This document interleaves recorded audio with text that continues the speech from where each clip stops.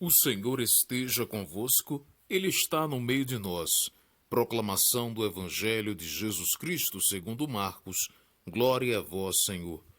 Tendo Jesus voltado de barco para outra margem, uma grande multidão se reuniu ao redor, enquanto ele estava à beira do mar. Então chegou ali um dos dirigentes da sinagoga, chamado Jairo. Vendo Jesus, prostrou-se aos seus pés e lhe implorou insistentemente: Minha filhinha está morrendo. Vem, por favor, e impõe as mãos sobre ela, para que seja curada e que viva. Jesus foi com ele. Uma grande multidão o seguia e o comprimia. E estava ali certa mulher que havia 12 anos vinha sofrendo de hemorragia. Ela padecera muito sob o cuidado de vários médicos e gastava tudo o que tinha, mas em vez de melhorar, só piorava. Quando ouviu falar sobre Jesus, chegou por trás dele no meio da multidão e tocou em seu manto, porque pensava: se eu tão somente tocar em seu manto, ficarei curada. Imediatamente cessou sua hemorragia e ela sentiu em seu corpo que estava livre do sofrimento. No mesmo instante, Jesus percebeu que dele havia saído o poder, virou-se para a multidão e perguntou: Quem tocou em meu manto? Responderam os seus discípulos: Vês a multidão aglomerada ao teu redor e ainda perguntas quem tocou em mim? Mas Jesus continuou olhando ao seu redor para ver quem tinha feito aquilo.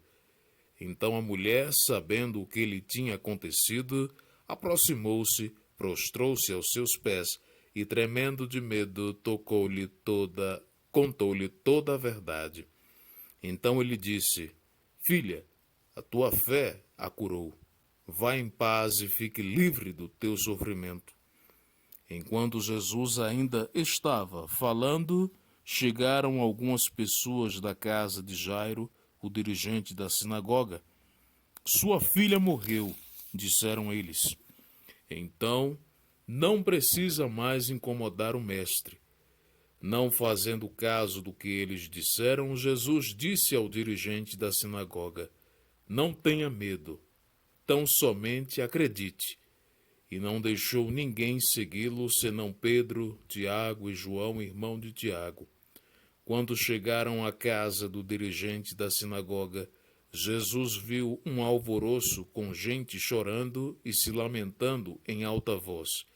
Então entrou e lhes disse: Por que todo este alvoroço e lamento? A criança não está morta, ela apenas dorme. Mas todos começaram a rir de Jesus. Ele, porém, ordenou que eles saíssem, tomou consigo o pai e a mãe da criança e os discípulos que estavam com ele e entrou onde se encontrava a criança. Tomou-a pela mão e lhe disse: Talita cum, que significa: Menina, eu te ordeno, levanta-te. Imediatamente a menina, que tinha 12 anos de idade, levantou-se e começou a andar. Isso os deixou apavorados. Ele deu ordens expressas para que não dissessem nada a ninguém e mandou que dessem a ela alguma coisa para comer. Palavra da salvação. Glória a vós, Senhor. Caro amigo, cara amiga, que Deus seja louvado pela sua vida e que você seja abençoado, abençoada em nome de Jesus, por intercessão de todos os santos e santas de Deus. Você seja, neste dia, neste momento em que você escuta esta palavra, esta verdade de vida, totalmente tocado e tocada pela misericórdia do Senhor, porque Ele não veio para trazer a morte, Ele não veio para trazer o veneno da destruição, Ele não veio para trazer a discórdia, Ele não veio para trazer toda e qualquer situação ou todo e qualquer produto que possa tirar aquilo que Ele mesmo deu, que foi a dignidade para que nós continuemos, principalmente no espírito, continuarmos a viver. E você pode se perguntar, como é que Jesus, tendo tanto poder, e eu oro tanto, eu peço tanto, eu recorro tanto a Ele, e a minha causa não é escutada? Em primeiro lugar, é preciso que nós tenhamos em mente que a maior cura que Ele realizou, Ele já o fez quando nenhum médico, quando nenhum cientista, quando ninguém foi e será capaz de realizar, porque só Deus tem esse poder. Que cura é essa? A cura da salvação. Quando Jesus chega à casa de Jairo e toca aquela menina na mão e diz àquela menina, levanta-te, ele está dizendo para nós, porque ele não havia ainda sido crucificado nem ressuscitado, mas ele já estava mostrando, inclusive com esse episódio, que todos aqueles e aquelas que com ele morressem na cruz para o pecado, para a vida ruim, para a vida de maus pensamentos, para a vida de maus sentimentos, para a vida de inveja, para a vida de calúnia, para a vida de mesquinharia e todos e quaisquer males que o ser humano possa praticar. Quem com ele morresse, quem com ele fosse elevado ao Pai, se no sangue dele fosse lavado, iria ressuscitar com ele. Ele não veio dizer que nós ficaríamos vivos aqui na terra e para a terra para sempre.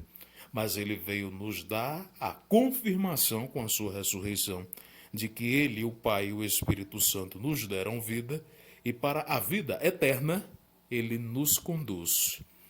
Então começamos a viver a vida em Deus aqui, mas a finalidade de acreditar em Jesus, de pedir tantas coisas a Jesus, de estar na presença dele, orando, em comunhão com o Pai, em comunhão com os anjos e santos, e inclusive pedindo, implorando, clamando quando a situação aperta, quando a coisa está ruim na nossa vida, a finalidade de toda e qualquer fé cristã que se preze, e devemos aprender isso, e é preciso que sejamos sinceros em relação a isso, para que ninguém seja enganado.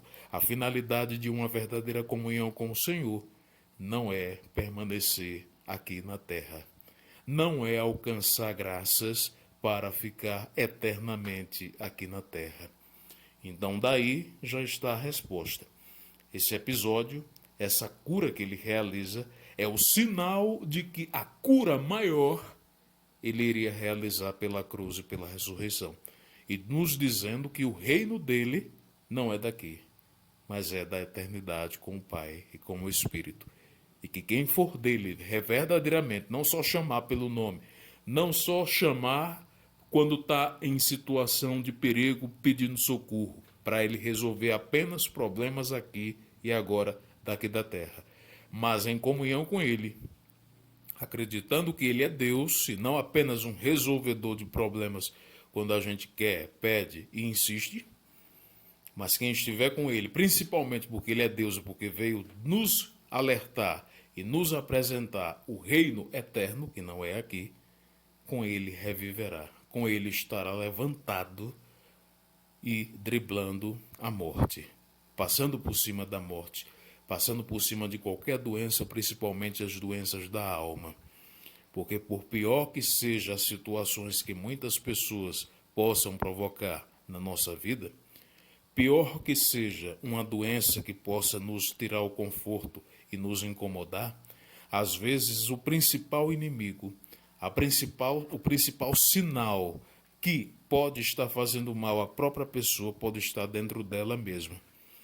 Se a pessoa, por exemplo, ao invés de estar na comunhão com Cristo, está envenenando as outras pessoas com fofoca, destruindo alguém por inveja, e até achar bom e normal que os outros sejam violentados, que os outros sofram, que os outros passem miséria, está mostrando aí, se tiver esse tipo e outras atitudes que não são de Cristo, que não se converteram à vida e à ressurreição e à saúde eterna para a alma em Cristo. Então que nós acreditemos em Jesus, que nós possamos pedir quando a situação estiver realmente ruim, inclusive para as coisas daqui, mas que estejamos atentos na sinceridade da palavra e da vida e da missão, e de que Jesus é Deus, de que ele não veio apenas para resolver problemas aqui, principalmente aqueles que são criados de forma proposital pelo ser humano e que às vezes, quando se dá mal, quando a coisa não dá boa, quer jogar a responsabilidade nas costas e no colo de Deus. Aí não dá. Então que nós possamos crescer, acreditar, assim como aquela mulher acreditou. Durante 12 anos não pôde ser mãe, com hemorragia, com situação difícil, e Jesus trouxe para ela a situação da vida eterna. Jairo, desesperado, vendo a sua filha, quase morta, disseram até: o que é que Jesus está fazendo com essa menina? Ela já está morta. Quer dizer, pessoas que não conheciam verdadeiramente a Deus. Muitas pessoas religiosas, mas não fiéis de verdade, porque ali estava o próprio Deus e ele mostrou o sinal de que só ele e nele está a vida eterna. O Senhor esteja convosco, ele está no meio de nós. Que desça sobre você, querido amigo, querida amiga, a bênção do Deus Todo-Poderoso, Pai, Filho e Espírito Santo. Amém. Que a paz, que o crescimento espiritual de Deus na sua vida seja sua força, que você esteja sempre na companhia do Senhor. Amém.